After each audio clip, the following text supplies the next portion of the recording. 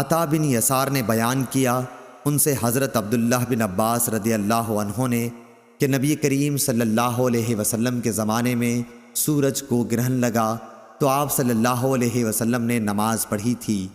آپ صلی اللہ علیہ وسلم نے اتنا لمبا قیام کیا کہ اتنی دیر میں سورہ بقرہ پڑھی جا سکتی تھی۔ پھر آپ صلی اللہ علیہ وسلم نے رکوع لمبا کیا اور اس کے بعد کھڑے ہوئے تو اب کی مرتبہ بھی قیام بہت لمبا تھا لیکن پہلے سے کچھ کم۔ پھر ایک دوسرا لمبا رکوع کیا جو پہلے رکوع سے کچھ کم تھا۔ پھر آپ صلی اللہ علیہ وسلم سجدے میں گئے، سجدے سے اٹھ کر پھر لمبا قیام کیا لیکن پہلے قیام کے مقابلے میں کم لمبا تھا۔ پھر ایک لمبا رکوع کیا، یہ رکوع بھی پہلے رکوع کے مقابلے میں کم تھا۔ رکوع سے سر اٹھانے کے بعد پھر آپ صلی اللہ علیہ وسلم بہت دیر تک کھڑے رہے اور یہ قیام بھی پہلے سے مختصر تھا۔ پھر چوتھا رکوع کیا، یہ بھی بہت لمبا تھا لیکن پہلے سے کچھ کم۔ پھر آپ صلی اللہ علیہ وسلم نے سجدہ کیا اور نماز سے فارغ ہوئے تو سورج صاف ہو چکا تھا۔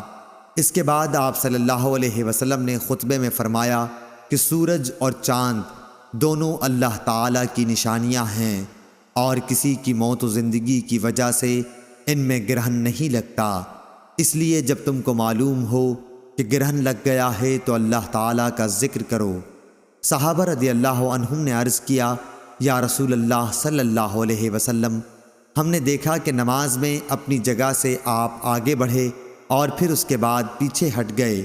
آپ نے فرمایا کہ میں نے جنت دیکھی اور اس کا ایک خوشہ توڑنا چاہا تھا، اگر میں اسے توڑ سکتا تو تم اسے رہتی دنیا تک کھاتے، اور مجھے جہنم بھی دکھائی گئی، میں نے اس سے زیادہ بھیانک اور خوفناک منظر کبھی نہیں دیکھا۔ میں نے دیکھا اس میں عورتیں زیادہ ہیں۔ کسی نے پوچھا، یا رسول اللہ صلی اللہ علیہ وسلم، اس کی کیا وجہ ہے؟ آپ نے فرمایا کہ اپنے کفر انکار کی وجہ سے۔ پوچھا گیا، کیا اللہ تعالیٰ کا کفر انکار کرتی ہیں؟ آپ صلی اللہ علیہ وسلم نے فرمایا کہ شوہر اور احسان کا کفر کرتی ہیں۔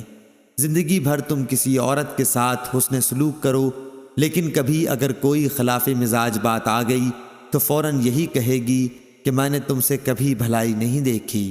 صحیح بخاری حدیث نمبر 1052۔